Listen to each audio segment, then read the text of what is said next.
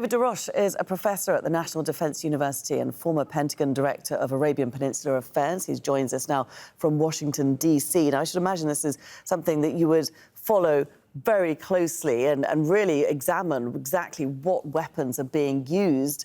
What do you make of Iran, for the first time, using this hypersonic missile?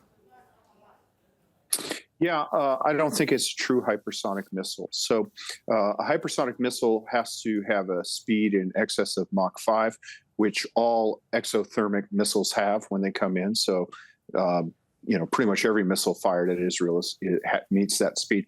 But it also has to be maneuverable. And right now, China, Iran, Russia all claim to have hypersonic missiles, but I don't think any of them truly are, because the surfaces, when you maneuver at that speed, they just burn up. This is the problem we had with the space shuttle, with the tiles on it. When the tiles got off, the heat was just too great. So they were certainly going very fast. They certainly are not to be discounted. They're more accurate than Pastorinian missiles. But this idea about it being a hypersonic missile, I think, plays on the fact that people just don't understand what that term means. Interesting. OK, so could you explain to us then what was used? Because it's been described by the US Pentagon as an attack that was double in scope from that which was launched in April. No drones were used in this particular strike. So what exactly was used? So medium-range ballistic missiles. So these are missiles that are launched from Iran, that move up into the atmosphere, and then they leave the atmosphere and come down at Israel. So they come down at very high speed. They're at an altitude and a speed that is beyond the range of Iron Dome. So another misconception, I'm very glad you're giving me this forum. Another misconception is that Iron Dome is all of Israel's air defense. And as one of your correspondents noted, that only deals with low-range rockets coming from things like Gaza.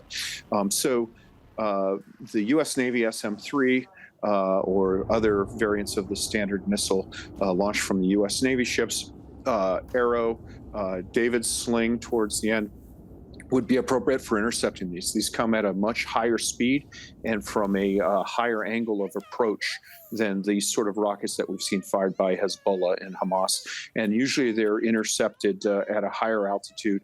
I've seen video that seems to indicate an exothermic, exo-atmospheric, rather, that's easy for me to say, interception, so even outside of the atmosphere.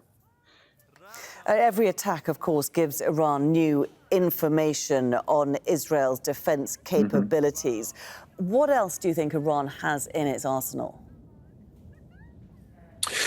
Well, what we don't know is how big their starting number of missiles were. The April 14th attack was about 10% of their arsenal. So this is probably at least another 10%, probably as high as 30%. There were, domestic protests in Iran calling for strikes against Israel after the killing of Hassan Nasrallah. So they may have dipped a little bit further into their arsenal than they want.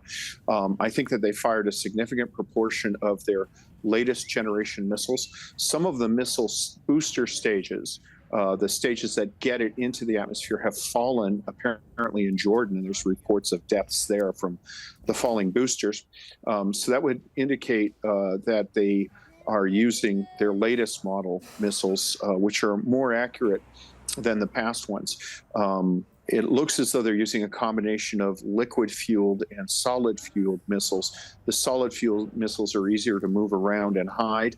And it looks as though they have had some success in overwhelming local Israeli missile defenses.